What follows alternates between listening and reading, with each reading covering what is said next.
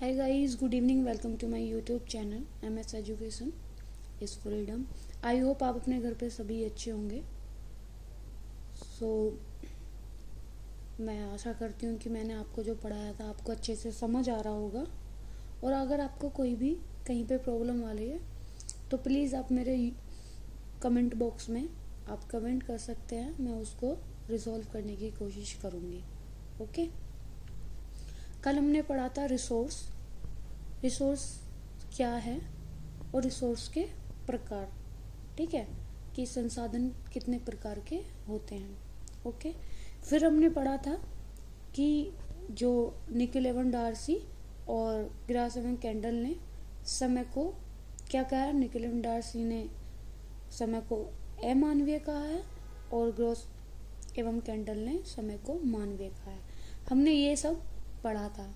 Okay, आज हम जो आगे कंटिन्यू करने वाले हैं इस क्लास को, आज हम पढ़ेंगे संसाधनों की विशेषताएं, कि जो रिसोर्स है इनकी क्या विशेषताएं होती हैं। ओके, लेट्स स्टार्ट, प्लीज बने रहिएगा। स्टार्ट करते हैं क्लास को। संसाधनों की विशेषताएं। ओके, तो संसाधनों की विशेषताएं क्या होती है। सबसे पहले तो संसाधन क्या होते हैं, सीमित होते हैं। ओके, ये विकसित कर सकते हैं किनको, संसाधनों को। ठीक है, संसाधनों को कैसे विकसित कर सकते हैं हम। आपने सुना होगा कि आवश्यकता ही आविष्कार की जननी होती है। ठीक है, या आपने बात पढ़ी होगी कि अगर हमें किसी चीज की आवश्यकता है तो हम क्या करेंगे, जो संसाधन है, ठीक है, उसको हम विकसित करेंगे। तो यही होता है कि आवश्यकता क्या होती है, आवश्यकता आविष्कार की जननी होती है। जब हमें किसी चीज की आवश्यकता होती है तो नई नई रिसर्च करते हैं अपने जो हमें हमारा उद्देश्य है उसको पूरा करने के लिए। ओके, दूसरा, संसाधन उपयोगी होते हैं। ठीक है, कोई भी ऐसा संसाधन नहीं है कि जो उपयोगी ना हो। एक संसाधन जैसे कि देखा जाए कि एक खराब घड़ी जो होती है वो भी दिन भर में एक बार सही समय बताती है। तो सभी संसाधन उपयोगी होते हैं। ठीक है, अगर हम में गुण हो, अगर हम में गुण है, जो संसाधन है उसको उपयोग में लाने के लिए, तो जो सब संसाधन कैसे होते हैं, सभी संसाधन फिर उपयोगी होते हैं। हमारे पास वो गुण होना चाहिए, वो स्किल होने चाहिए कि संसाधन को हम यूज में ला सकें। संसाधन का विकल्प, संसाधन क्या होते हैं, इनमें विकल्प होता है। ठीक है, मान लीजिए आप घर पे सब्जी बना रहे हैं, ठीक है, और आपके पास टमाटर नहीं है। ठीक है, आप सब्जी तो बना रहे हैं, आपके पास टमाटर नहीं है, तो आप क्या करेंगे, आप विकल्प यूज करेंगे। ठीक है, आप सोया सॉस, आप जो टमाटो केचप होती है आप उसका यूज करेंगे। आप जो मार्केट में टमाटर पाउडर मिलता है जिसको पानी में डाल के घोल के डाल देते हैं, आप उसका यूज करेंगे। तो क्या होता है, आप उसका जो विकल्प है वो आप ढूंढेंगे।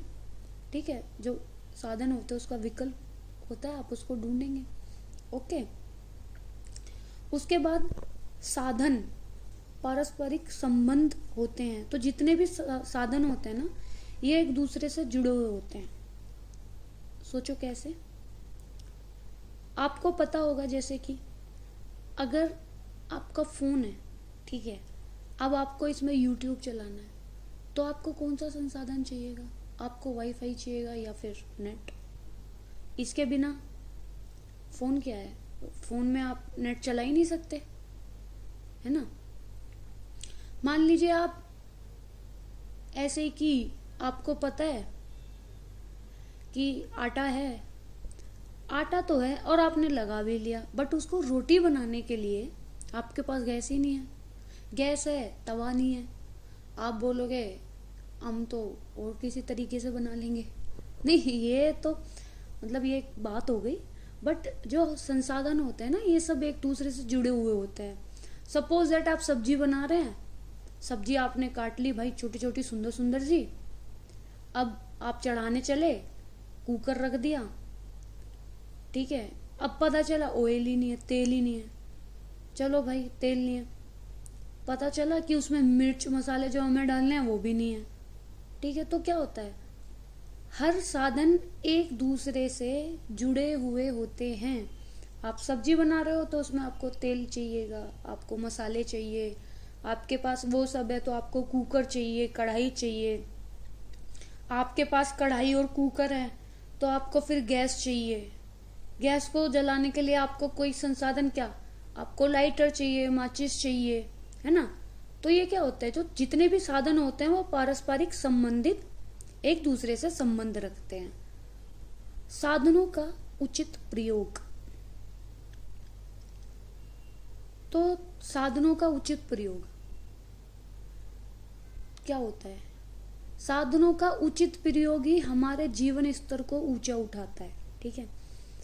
सोच लीजिए कि हमारे पास ना बहुत पैसा है, अब हमें उस पैसे को कहीं अच्छी जगह लगाना आता नहीं है, हमने वो जुए में लगा दिया, हम दारू में उड़ा रहे हैं, तो क्या होगा, हमारा जीवन स्तर ऊंचा नहीं होगा, वो नीचे ही जाएगा। तो जो हमारे पास साधन है हमें उसका उपयोग भी करना आना चाहिए कि हमें उसका उचित प्रयोग कैसे करना है। इसी से क्या होता है, हमारा जीवन स्तर ऊंचा उठता है। साधन आपको पता ही है, 3 साधन होते हैं हमारे पास, धन, समय, शक्ति। हमें अच्छे से इनका उपयोग करना आना चाहिए, धन, समय, शक्ति, ठीक है।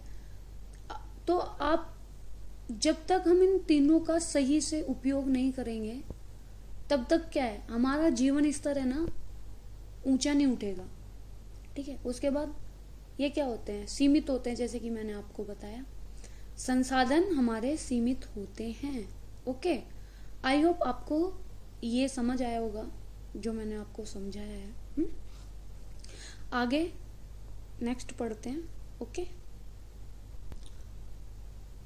नेक्स्ट है प्राकृतिक संसाधन, ठीक है। प्राकृतिक संसाधन उन्हें कहते हैं जो हमारी प्रकृति से हमें, जो हमारी प्रकृति की देन होते हैं, जो हमें अपनी प्रकृति से मिलते हैं, ठीक है। वो संसाधन हमारे क्या होते हैं, वो 2 प्रकार के होते हैं।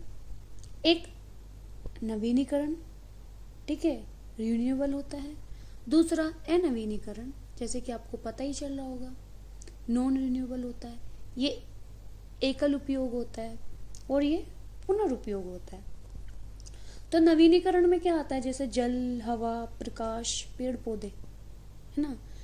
तो जो नवीनीकरण है इसमें जिसका हम अनेक बार उपयोग कर सकते हैं, मतलब मल्टीपल यूज कर सकते हैं। अब जैसे कि आप समझिए, मान लीजिए जैसे कि पानी है, ठीक है, पानी को आप खेती में भी यूज करते हैं, आप बर्तन में भी यूज करते हैं, ठीक है। फिर उसके बाद जब वो गंदा हो जाता है पानी फिर वो नालियों में जाता है, नालियों से नदियों, झरनों, नदियों में जाता है, नदियों के बाद वो डैम में जाता है, और डैम में क्या होता है, उसका उपयोग करके बिजली बन जाती है, ठीक है। तो इसी के प्रकार जो हमारे जो नवीनीकरण है, जो पुनः उपयोग, जिसको हम पुनः उपयोग कर सकते हैं, जिनका वो हमारा जल, हवा, प्रकाश, पेड़ पौधे, सूर्य भी आप इसमें ले सकते हैं, ठीक है। दूसरा हमारा है अनवीनीकरण, एकल उपयोग, जैसे कि आपको पता ही चल रहा होगा इसे देख के, ठीक है। इसका सिर्फ हम एक बार यूज कर सकते हैं, दोबारा नहीं कर सकते, ठीक है। इसमें हमारे मिनरल्स आते हैं, खनिज लवण आते हैं, ठीक है। जैसे कि खनिज लवण हो गया, कोयला हो गया, जैसे कि हमारा पेट्रोल हो गया। अब ये तो है नहीं कि आपने पेट्रोल डाला और वो पेट्रोल डालने के बाद फिर आप खत्म हो गया, तो पेट्रोल तो खत्म हो जाता है ना, ऐसा तो है नहीं कि आप उसे यूज कर सकते हैं दोबारा पेट्रोल को। पेट्रोल एक बार खत्म तो खत्म, है ना। मिट्टी का तो तेल हो गया। तो ये सब हमारे प्रकृति में क्या है, नॉन रिन्यूएबल है, ये दोबारा रिन्यू होंगे ही नहीं, है ना। तो ये सब किस में आते हैं, ये अनवीनीकरण में आते हैं, है ना। आई होप आपको अच्छे से समझ आ रहा होगा। अगर आपको कोई भी प्रॉब्लम कहीं आ रही है तो आप कमेंट बॉक्स में कमेंट कीजिएगा, ठीक है। मैं उसको आपको अच्छे से समझाने की कोशिश करूंगी। ओके, आगे पढ़ते हैं। अब जैसे कि एक संसाधन ये भी होता है सामुदायिक संसाधन, ये नेट जीआरएफ वगैरह में ये क्वेश्चन आता है। तो ये क्या होता है, ये संसाधन जो होता है ना, ये किसी एक पर्सन का नहीं होता, ये सार्वजनिक होता है। ये क्या होता है, सार्वजनिक संसाधन होते हैं।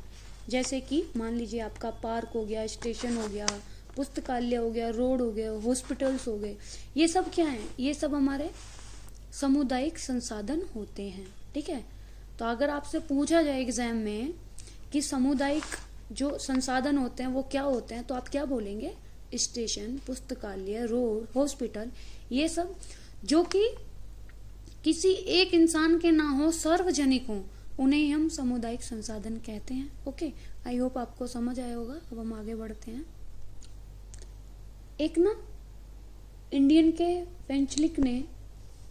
पेंचलिक थे, उन्होंने जुलाई 1961 में गृह अर्थशास्त्र के सेमिनार में साधनों का वर्गीकरण किया था।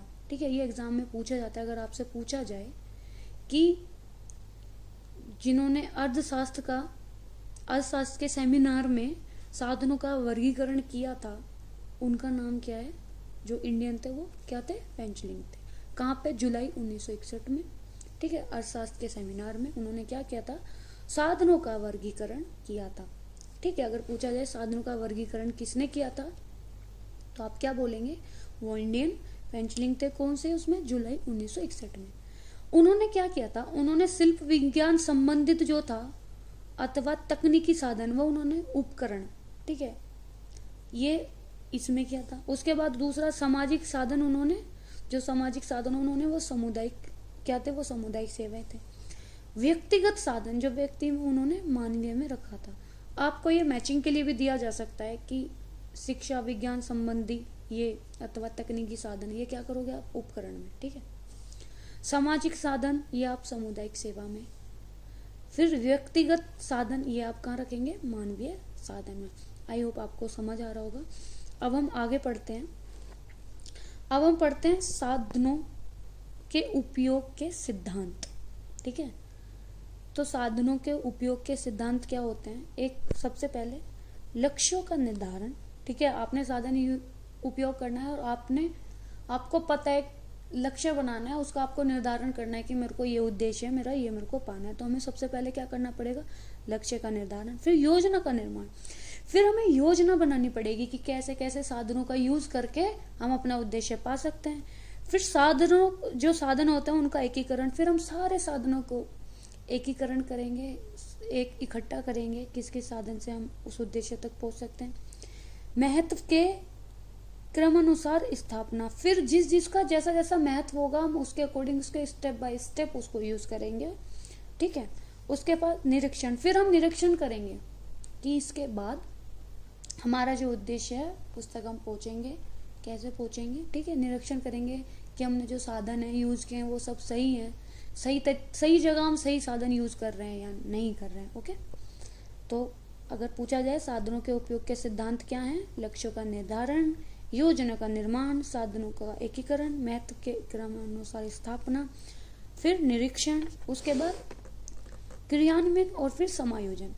फिर हम इसका क्रियान्वयन करेंगे और फिर उसका हम क्या करेंगे, समायोजन करेंगे। ठीक है, तो ये आप याद रखना, 7 सिद्धांत हैं, एग्जाम में पूछा जाता है। ओके, अच्छे से इनको पढ़ना और नोट्स बना लेना। ठीक है,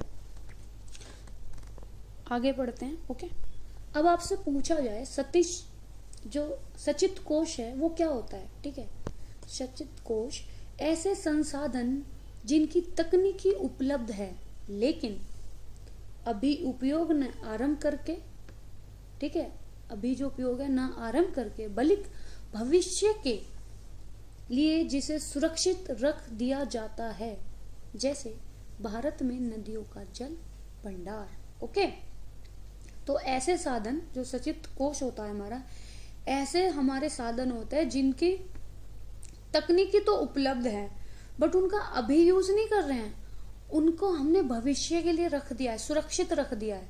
ठीक है, तो उसमें क्या आता है, जैसे कि भारत में नदियों का जल भंडार। ओके, तो आई होप आपको सब समझ आया होगा मैंने जो आपको पढ़ाया है। और मैं जो आपको पढ़ा रही हूँ, आपको शायद ही यूट्यूब पे कोई आपको इतना थ्योरी, आपको चैप्टर वाइज आपको पढ़ाएगा, थ्योरी आपको पढ़ाएगा। तो मैं होप करती हूँ कि आप सब भी मेरे साथ साथ मेहनत कर रहे होंगे और अच्छे से पढ़ रहे होंगे और नोट्स बनाते हुए चल रहे होंगे। ओके। और मैंने अब तक आपको जितना पढ़ाया है आप उसके क्वेश्चंस कर लीजिएगा, ठीक है। आप यूथ में से आप सारे क्वेश्चंस कर लीजिएगा, उनका जो एक्सप्लेनेशन होती है वो भी आप अच्छे से पढ़िएगा। ओके। सो अब कल हम नेक्स्ट वीडियो में आगे पढ़ते हैं, ठीक है। ये जो हमारा रिसोर्स था वो आज रिसोर्स हमने संसाधन जो है वो हमने फिनिश कर लिया है। ओके, चलो मिलते हैं कल की वीडियो में। आप मेरे चैनल को सब्सक्राइब कीजिएगा, लाइक कीजिएगा एंड शेयर कीजिएगा। Thank you so much. Good night.